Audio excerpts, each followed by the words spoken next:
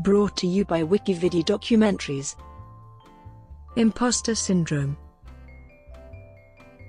Impostor syndrome is a concept describing individuals who are marked by an inability to internalize their accomplishments and a persistent fear of being exposed as a fraud. The term was coined in 1978 by clinical psychologists Pauline R, Clance and Suzanne A. Imes. Despite external evidence of their competence, those exhibiting the syndrome remain convinced that they are frauds and do not deserve the success they have achieved. Proof of success is dismissed as luck, timing, or as a result of deceiving others into thinking they are more intelligent and competent than they believe themselves to be. While early research focused on the prevalence among high-achieving women, imposter syndrome has been found to affect both men and women, in roughly equal numbers. Background. The imposter syndrome tends to be studied as a reaction to certain stimuli and events. It is not perceived to be a mental disorder, but it has been the topic of research for many psychologists. Though traditionally perceived as an ingrained personality trait, imposter syndrome has more recently been studied as a reaction to certain situations. Under this interpretation, it is a response experienced by many different people to situations that prompt such feelings. Though certain people are more prone to imposter feelings, experience them more intensely than most, and can be identified through the use of personality scales, evidence does not support imposter syndrome to be a distinct personality trait.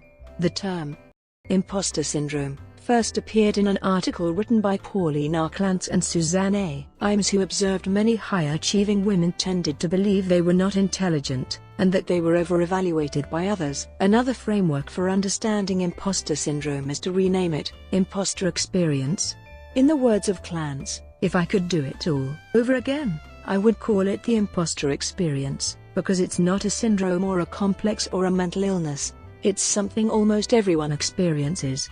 Reframing the vocabulary shifts one's perspective to help them understand they are not isolated in this experience. Signs and symptoms. Imposter experience can take form differently for everyone. Some common signs that someone may be feeling like an imposter are: imposter experience can present itself through thoughts such as imposter. Experience may be accompanied by anxiety, stress, or depression. Prevalence. Psychological research done in the early 1980s estimated that 2 out of 5 successful people consider themselves frauds, and other studies have found that 70% of all people feel like imposters at one time or another. It is not considered a psychological disorder, and is not among the conditions described in the Diagnostic and Statistical Manual of Mental Disorders. The term was coined by clinical psychologists Pauline Clance and Suzanne Imes in 1978. People who have reportedly experienced the syndrome include multiple award-winning writer Maya Angelou, Academy Award-winning actor Tom Hanks, screenwriter Chuck Lorre, best-selling writer Neil Gaiman, best-selling writer John Green, comedian Tommy Cooper, business leader Sheryl Sandberg, U.S. Supreme Court Justice Sonia Sotomayor, actress Emma Watson, and entrepreneur Mike Cannon-Brookes. Demographics. The imposter syndrome is particularly common among high achievers. Another demographic group that often suffers from this phenomenon is African Americans. Being the beneficiary of affirmative action may cause a person who belongs to a visible minority to doubt their own abilities and suspect that their skills were not what allowed them to be hired. Imposter syndrome has been commonly reported by graduate students and scientists beginning tenure-track positions. High achievers. Imes and Clance's theory suggests several behaviors of high-achieving women with imposter syndrome. Gifted people often work hard in order to prevent people from discovering that they are imposters. This hard work often leads to more praise and success, which perpetuates the imposter feelings and fears of being found out. The imposter person may feel they need to work 2 or 3 times as hard, so over-prepare, tinker and obsess over details, says Young. This can lead to burnout and sleep deprivation. Those with imposter feelings often attempt to give supervisors and professors the answers that they believe they want, which often leads to an increase in feeling like they are being a fake. If shown evidence of their competence or that they may suffer from a case of imposter syndrome, They tend to doubt themselves even more. Connected to this, gifted women often use their intuitive perceptiveness and charm to gain approval and praise from supervisors and seek out relationships with supervisors in order to help them increase their abilities intellectually and creatively. However, when the supervisor gives them praise or recognition, they feel that this praise is based on charm and not on ability. This may also be interpreted as manipulating others for personal gain. Another way that a person can perpetuate their imposter feelings is to avoid showing any confidence in their abilities. A person dealing with imposter feelings may believe that if they actually believe in their intelligence and abilities, they may be rejected by others. Therefore, they may convince themselves that they are not intelligent or do not deserve success to avoid this. While studies primarily focused on women, recent studies have suggested that men may also be prone to imposter syndrome on similar levels. Clance, who coined the term while studying women, suggested that the syndrome may be equally prevalent in males, although she proposed that men process and act on it in different ways to women. Ethnicity. A study by Queen Huang suggested as example people of color may experience imposter syndrome as a result of suspecting they were given their position by affirmative action. The research regarding imposter experience has traditionally highlighted groups who are excelling in areas that were not always readily accessible to them. Likewise, said students have not always had access to institutions of higher education, which is another source that can create feelings of being an imposter. In 2013, a study conducted at the University of Texas at Austin revealed that Asian American students are more likely than African American or Latino students to experience feelings of being an imposter in college.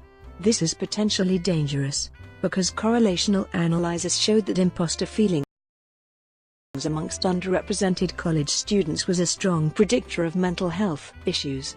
It may be hard to outwardly identify these students, because students who express feeling symptoms of imposter syndrome are often the most energetic, bright, and hard-working students amongst their peers. Benefits. Some scholars have argued that feelings of imposter experience are potentially healthy and beneficial for career trajectory. This belief stems from understanding that everyone has a comfort zone, and personal/professional growth is likely to occur when one steps out of their comfort zone. Management. Imposter syndrome is not a formal mental disorder and does not have a standard definition, therefore there has not been a clear consensus as to treatment options available. The syndrome has affected approximately 70% of the population worldwide. However, it often goes unrecognized. If it is not addressed, victims can develop anxiety, stress, low self-confidence, depression, shame and self-doubt. People who suffer from imposter syndrome tend to reflect and dwell upon extreme failure, mistakes and negative feedback from others. If not addressed, imposter syndrome can limit exploration and the courage to delve into new experiences. In fear of exposing failure, a number of management options are available to ease imposter syndrome. The most prominent is to discuss the topic with other individuals early on in the career path.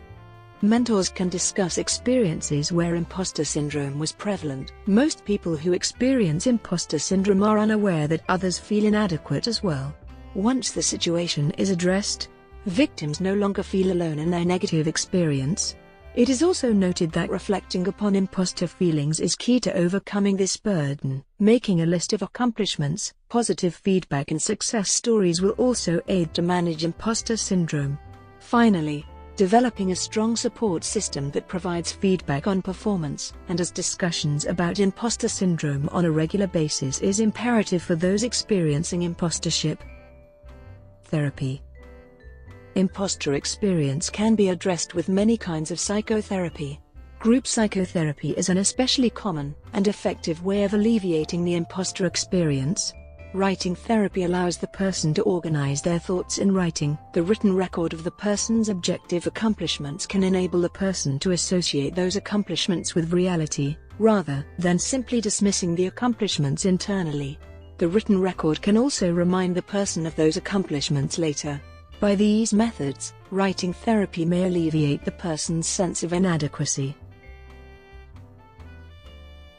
Brought to you by WikiVidi Documentaries. Would you like to know more?